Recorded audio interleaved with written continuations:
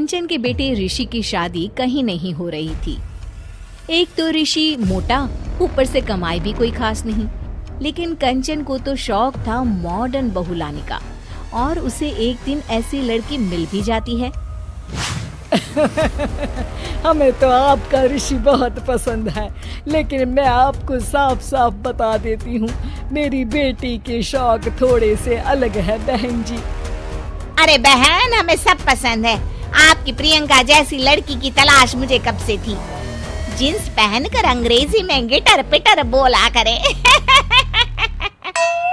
अरे बहन, जरा सुन तो लो, मेरी बेटी के शौक क्या क्या है। अरे नहीं नहीं बहन, बस लड़की को देख लिया तो सब कुछ देख लिया। आप ना शादी की तैयारी करो, और वो जरा सामान की लिस्ट भी दी है ना मैंने। हाँ बहन जी, सारा सामान शादी से एक दिन पहले ही आपके दरवाजे आ जाएगा। मजा आ गया, मजा आ गया। अब तो बस आप शादी की तैयारी करो।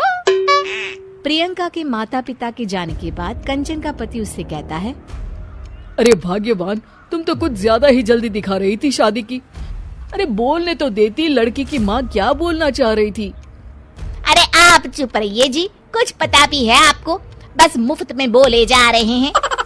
मेरी दोस्त शशि की बहू देखी, लंबी पतली और पढ़ी लिखी, हजारों में कमाई और संस्कारी भी। अरे पर जब वो मेरी बहू देखेगी तो जल भुन जाएगी। लेकिन तुम तो शादी ऋषि के लिए कर रही हो ना, या शशि के लिए? तुम्हारा लड़का कुछ कमाता भी नहीं है, और शरीर भी भगवान की दुआ से फूलता ही जा रहा है। फिर बोले आप हैं? फिर बोले आप? मैंने कहा ना, प्रियंका जैसी जींस पहनकर अंग्रेजी झाड़ने वाली बहू किस्मत वालों को ही मिलती है। चुप रहिए आप। पति के लाख कहने पर भी कंचन ऋषि की शादी प्रियंका से करवा देती है। लेकिन प्रियंका जैसे ही घर में आती है, वैसे ही जोर जोर से चिल्लाकर नाचने लगती है। आज मेरे यार की शादी है, आज मेरे यार की शादी है। अरे नाचो मां नाचो। आज मेरे यार की शादी है।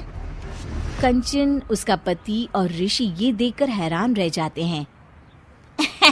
लग रहा है बहू को शादी की बड़ी खुशी है। हाँ हाँ, बहू क्यों नहीं, हम भी नाचेंगे। अरे नाचो नाचो जी, मुंह क्या देख रहे हो, चलो चलो नाचो, बहू कह रही है।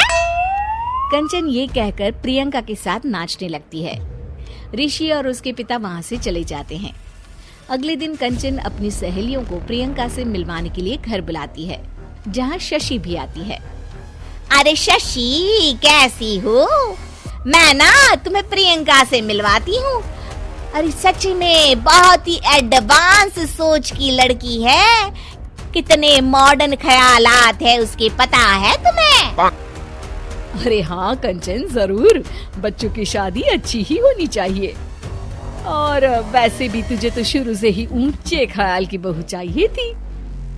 तभी कंचन की सहेली कहती है, अरे कंचन, बुलाओ ना प्रियंका को, हम भी मिल ले। अरे बहू प्रियंका, जरा बाहर तो आना। कई बार आवाज देने के बाद भी प्रियंका बाहर नहीं आती है, तो कंचन को बुरा लग जाता है। वो उसे लेकर बाहर आती है, लेकिन ये क्या, प्रियंका लड़खड़ाती हुई बाहर आती है और उसके हाथ में शराब की बोतल होती है। हालांकि शराब पीना स्वास्थ्य के लिए हानिकारक होता है और ये हमारी किडनी के लिए बहुत ही खतरनाक है, लेकिन कंचन की बहू प्रियंका पूरे नशे में होती है। अरे इतने सारे लोग। ये कहकर वो शशि के पास जाती है। आंटी जी, पत्ते खेलेंगी, पत्ते। अरे दूर हो, दूर हो, तुम्हारे मुंह से तो शराब की बदबू आ रही है। अरे कंचन, माना तुम्हें मॉडर्न बहू चाहिए, लेकिन आधुनिकता का मतलब ये तो नहीं ना। बुरा न मानना कंचन, तुम्हें पता था कि तुम्हारे बेटे की कमाई और शरीर दोनों ही ठीक नहीं है, तो तुम्हें उसी हिसाब की लड़की से शादी करवानी चाहिए थी।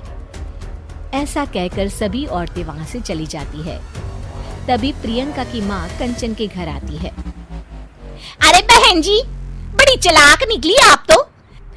बिना बताए अपनी पियक्कड़ बेटी मेरे लायक बेटे के गले में बांध दी।